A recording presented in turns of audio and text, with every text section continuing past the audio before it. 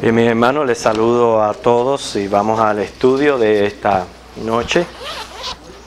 No sé si recuerdan el domingo, durante el mensaje que les referí, un pedazo de la historia de Moisés Mendelssohn.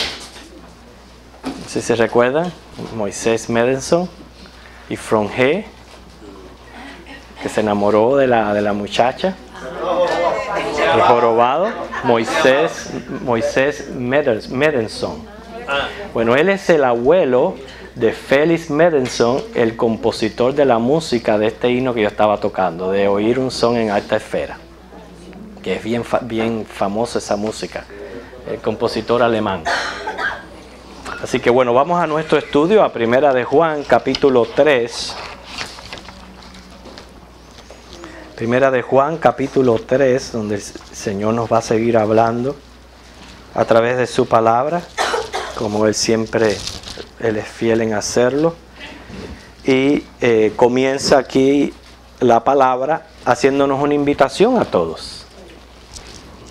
Nos está invitando Dios. Dice, mirad, levanta tu vista, abre tus ojos, mira a tu alrededor. En otras palabras, mira todas las muestras de amor que Dios nos está dando todos los días de nuestra vida. Todos los días de nuestra vida. Por eso dice, mirad cuál amor nos ha dado el Padre. También decía en el mensaje del domingo, que ha dado casualidad también, que trata acerca del amor, que cuando me siento por el piso, pudiéramos decir, cualquier razón que sea que lo tira uno al piso, ¿no? Uno solamente tiene que pensar en esto, en esa verdad de que Dios a uno lo ama. Y basta. Cuando uno piensa solamente de que Dios a uno lo ama, lo levanta de cualquier situación donde se encuentre, el Señor lo levanta a uno. Dice, mirad cuál amor nos ha dado el Padre. Al hablar del amor de Dios debemos considerar diferentes aspectos y cada uno de estos aspectos se presentan como atributo de Dios. Prácticamente son 3 aspectos de cómo Dios manifiesta su amor hacia con nosotros. Uno de ellos es su gracia, el otro es su misericordia y el tercero su longanimidad. Y estos 3 aspectos del amor de Dios a veces quizás nos pueden confundir y pensar de que son similares, pero cada uno de ellos expresa una situación diferente que nos deja saber cómo es el amor de Dios. Cuando hablamos de gracia, es que Dios ama al pecador a pesar de que éste no puede provocar el amor de Dios. Ninguno de nosotros puede provocar el amor de Dios, ninguno. Ni aún ustedes ven que cuando estamos en Cristo y vemos la obra que el Espíritu Santo hace en nosotros y Dios nos puede usar grandemente en su obra, pero eso todavía no son logros como para a través de esos logros yo reclamar de que Dios me ame. ¿Entienden la idea? Y esto, hermano, a veces yo lo he escuchado a menudo, a veces en las oraciones. Ay, Señor, mira a mi hermanito, que mira todo lo que hace por ti. Es como diciéndole a Dios, págale, le está mencionando mérito. Y el aspecto de la gracia, del amor de Dios, hermanos, una de las cosas que nosotros tenemos siempre que entender, que es Dios amándonos, estando nosotros imposibilitados de provocar ese amor. Nada que hagamos provoca ese amor de Dios. Recordemos que nuestros logros como cristianos nos vienen, número 1, por la vida que hemos recibido en Cristo y por la obra que el Espíritu Santo está haciendo en nosotros mismos. Así que no tenemos nada para lo cual reclamar. Simplemente Dios ama porque es amor. Entonces, de la gracia redunda su benevolencia y su bondad, que son aspectos de la gracia. La segunda manifestación del amor de Dios es la misericordia, lo cual es prácticamente sinónimo de compasión. Misericordia y compasión.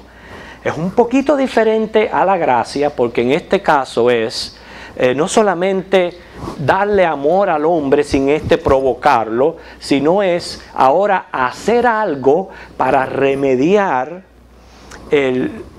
lo que ha afectado al hombre. Esa es la misericordia. En otras palabras, el pecado ha provocado padecimientos en nosotros los seres humanos. Entonces, cuando Dios hace algo para remediar la consecuencia del pecado, eso es misericordia. Eso es compasión. Y nosotros sabemos que la misericordia está basada en los méritos de Cristo. O sea que Cristo es el único que pudo hacer algo por nosotros. Nadie más pudo hacer nada. Cristo es el único que pudo remediar el pecado y sus consecuencias. Y de la misericordia entonces viene lo que es la clemencia, ¿okay?, que Dios tiene. La tercera manifestación es la longanimidad. Esta palabra es lo mismo que paciencia, ¿okay? Y Dios tiene paciencia para con todos, para con sus hijos, inclusive para los impíos, porque dice la palabra del Señor que Él está resistiendo, Él está aguantando a los malos, inclusive a los que los retan, a los que se atreven a retarlo, Él los está soportando. O sea, les pospone o posterga el castigo, dándole a los pecadores la oportunidad para el arrepentimiento. ¿Okay? Hermanos, nosotros sabemos que el amor de Dios, todo esto que estamos hablando, gracia, misericordia y longanimidad, tres manifestaciones del amor de Dios, todo esto es incondicional. Dice aquí, mirad por eso cuál amor nos ha dado el Padre para que seamos llamados hijos de Dios. Ese amor que Él nos ha dado, por el cual le tenemos que vivir eternamente agradecido, es un amor especial, y les explico. Aquí está llamando, específicamente está diciendo, para que seamos llamados hijos de Dios. El amor que nos ha dado con el propósito de que seamos llamados hijos de Dios. Bueno, y es que Dios no ama al resto de la humanidad, Dios sí ama al resto de la humanidad. O sea, Dios ama a todas las criaturas. Y les voy a mostrar 5 maneras cómo Dios muestra su amor para todas las criaturas. ¿Okay? Para todas. Número 1, siendo el fuego consumidor, no los consume. No los consume de inmediato. Estamos hablando, por ejemplo, como el caso que hay en Hechos de Ananías y Zafira, que ustedes saben que el juicio de Dios vino sobre ellos como un rayo repentino. Eso es un ejemplo que tenemos misterioso en la Biblia y excepcional de aquel entonces. Pero el juicio vino repentino como un rayo. Es en ese aspecto que yo digo que Dios, haciendo fuego consumidor, no consume a todas las criaturas. Esa es una manera de mostrar su amor. Otra manera de mostrar su amor, como Él expresa en Ezequiel 18, es no queriendo la muerte del impío, aunque tiene que juzgarle. Número 3, Él es la fuente de las necesidades vitales de la vida. Nosotros lo sabemos, los impíos ni se dan cuenta de esto. Piensan que todo es por ello o por logros personales o producto de la naturaleza. No, todas las cosas nos vienen por la naturaleza.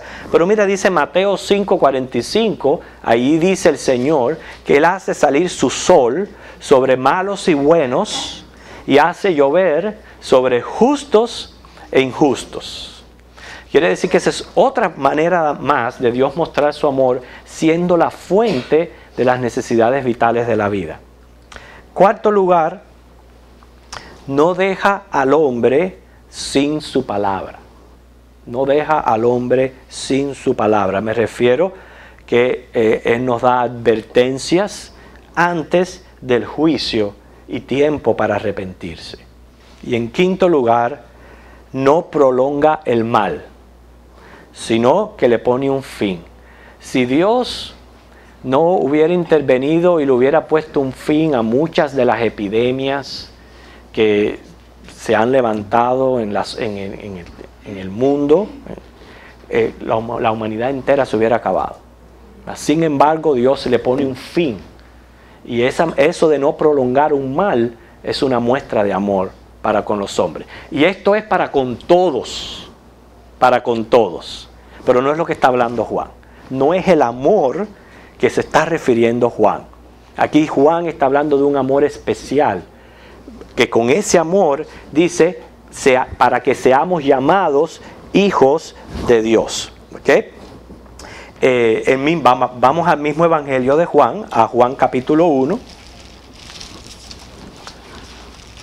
Juan capítulo 1.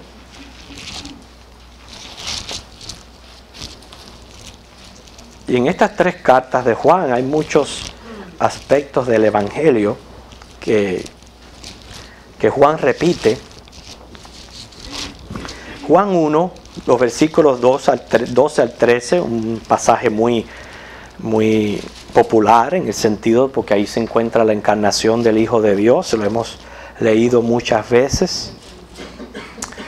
Pero noten estos dos versículos lo que dice: mas a todos los que le recibieron, a los que creen en su nombre, les dio potestad de ser hechos hijos de Dios, los cuales no son engendrados de sangre, ni de voluntad de carne, ni de voluntad de varón, sino de Dios. O sea, en la voluntad de Dios ellos son engendrados espiritualmente y Dios es el que da potestad de ser hechos hijos de Dios. ¿Okay? Quiere decir, no podemos hacernos nosotros hijos, no podemos darnos vida nosotros mismos, sino es el poder de Dios quien engendra de acuerdo a su voluntad. Quiero llevarles a un pasaje más, porque es importante estos pasajes para ver lo que dice Juan en los próximos versículos, el segundo y el tercero. Romanos capítulo 8.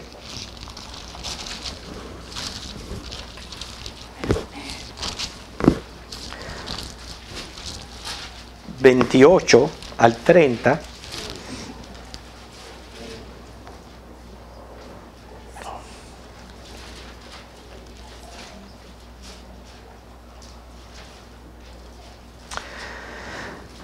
Fíjense cómo empieza aquí Pablo asegurando, afirmando, en otras palabras, sin duda alguna, lo dice así, dice, y sabemos. Y es algo que esa es mi convicción. Entonces, no es su convicción como cristiano de que todo está obrando Dios para bien. No es su convicción. Y sabemos que a los que aman a Dios, todas las cosas le ayudan a bien. Fíjense, a los que aman a Dios. Pero Juan, en esta misma carta, que no hemos llegado a esa parte del estudio, en el capítulo 4, versículo 19, dice, nosotros le amamos porque Él nos amó primero. O sea, al Él amarnos primero y darnos vida. Porque sin la vida, en vez de sentir amor hacia Dios, prácticamente lo que siente el hombre es un rechazo, una rebeldía contra Dios. Pero cuando Él nos da vida, entonces sentimos amor por Dios. Y por eso dice, a los que aman a Dios, todas las cosas le ayudan a bien. Esto es, a los que conforme a su propósito son llamados. Porque a los que antes conoció, también los predestinó para que fuesen hechos conformes a la imagen de su Hijo, para que Él sea el primogénito entre muchos hermanos. A los que predestinó, a estos también llamó. A los que llamó, a estos también justificó. Y a los que justificó, a estos también glorificó. Pero quiero atender a esa palabrita que hay en el 29. Dice, porque a los que antes conoció, y que vayan conmigo por favor a Amós 3, del 1 al 2. Amós.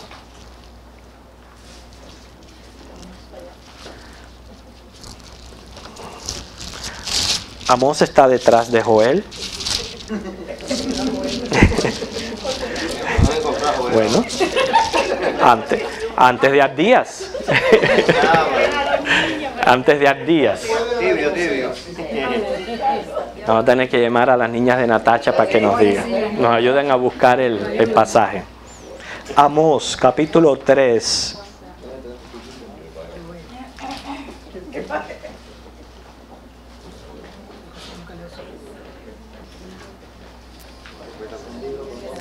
Fíjense lo que dice este versículo. Oíd esta palabra que ha hablado Jehová contra vosotros, hijos de Israel, contra toda la familia que hice subir de la tierra de Egipto. Dice así: a vosotros solamente he conocido de todas las familias de la tierra.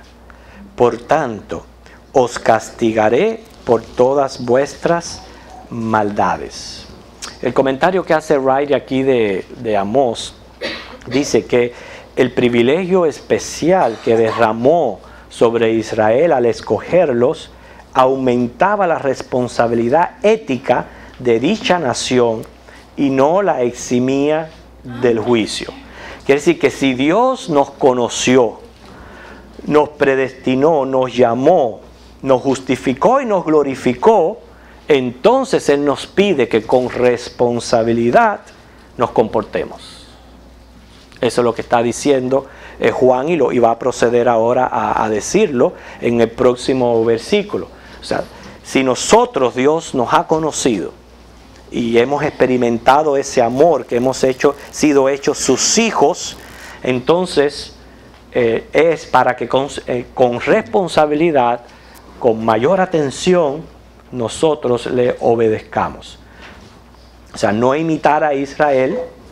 Israel, recuerdan que quiso ser más bien como el resto de las naciones, y lo que pasó fue que acarrearon juicio para sí.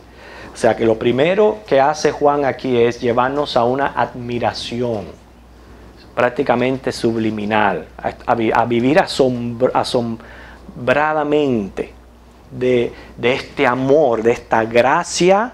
Ya oímos el concepto de gracia, de esta misericordia, ya sabemos que fue manifestada en Cristo, de esta paciencia o longanimidad que Dios tuvo de nosotros en los momentos que vivíamos en rebeldía hasta que llegamos a Cristo, y todavía sigue teniendo paciencia por nosotros, pero cuántas cosas Dios nos tiene que seguir resistiendo aún después de Cristo. Bueno, todo esto nos lleva a nosotros a apreciar, que dice la otra frase de este versículo,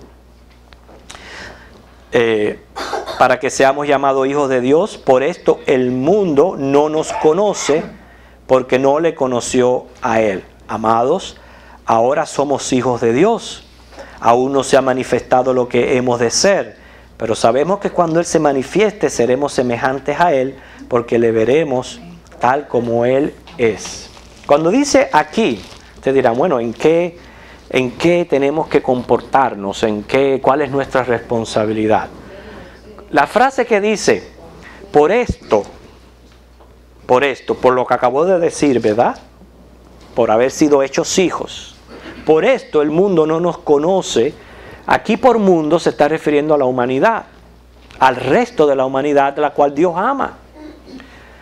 Pero cuando Él dice el mundo no nos conoce, no se está refiriendo a que el cristiano tiene que vivir una vida ascética, vivir aislado, en comunidades aparte. No quiere decir que no se nos permita contacto con el mundo. Eso no es lo que está diciendo aquí, sino que compartiendo todos, tanto los impíos como nosotros los cristianos, el mundo, y ya se está refiriendo al planeta Tierra, a este lugar donde vivimos, tenemos que ser diferentes. Diferentes en nuestra manera de vivir, en la moral, en los valores, en las costumbres. O sea, no estamos identificados con el resto de las criaturas. No estamos llevando su mismo desenfreno, sino que tenemos que comportarnos de manera diferente. ¿Okay? Precisamente por eso es que no somos muy bien recibidos.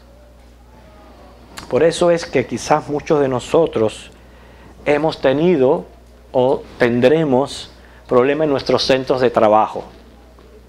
No somos bien recibidos. ¿Sabes por qué no somos bien recibidos? Porque aunque estamos en este mundo, precisamente el mundo no nos conoce. No nos puede conocer. ¿Por qué no nos puede conocer? No han nacido. No han tenido un cambio de naturaleza como lo hemos experimentado nosotros. No tienen al Espíritu Santo. Y cuando tú pones a un cristiano en un ambiente así, me refiero a un cristiano que verdaderamente está dando un testimonio, está haciendo luz, y lo pones en medio de toda esa oscuridad que hay en el mundo, ¿qué es lo que pasa?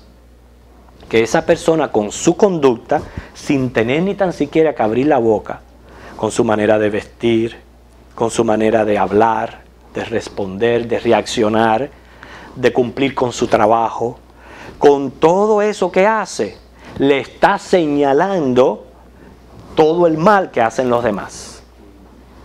Y entonces no es bien recibido, porque ellos quisieran que tú fueras igual que ellos, haciendo las mismas cosas, metidos en las mismas trampas, tratando de hacer esto y de hacer lo otro. Y si tú fueras a la par con ellos, no tuvieras problema, fueras panita de ellos. Pero como dice, por esto el mundo no nos conoce, entonces precisamente no nos recibe. Pero dice el versículo 2, ahora somos hijos de Dios. Fíjense, amados, ahora somos hijos de Dios. Ahora que hemos nacido del Padre Celestial, van a ocurrir dos cosas. Vamos a experimentar, número uno, por naturaleza, un crecimiento. ¿Por qué? Se dice que todo organismo vivo crece, limpia y se renueva. Todo el que está vivo hace eso. Crece, limpia y se renueva. ¿Okay? Entonces el cristiano, como ha recibido vida en Cristo, antes estaba muerto, pero una vez que recibe vida, va a comenzar a hacer esto. Va a comenzar a limpiar. Se va a empezar a renovar y va a empezar a crecer. O sea que por naturaleza vamos a experimentar eso.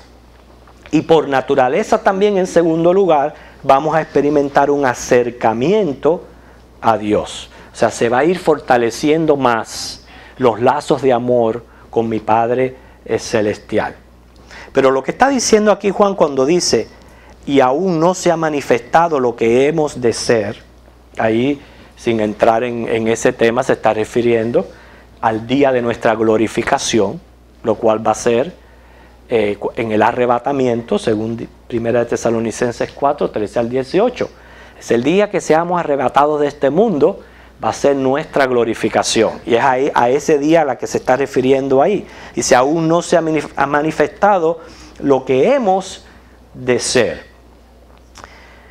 Dice, pero sabemos que cuando Él se manifieste, seremos semejantes a Él. Notar que dice semejantes, no iguales.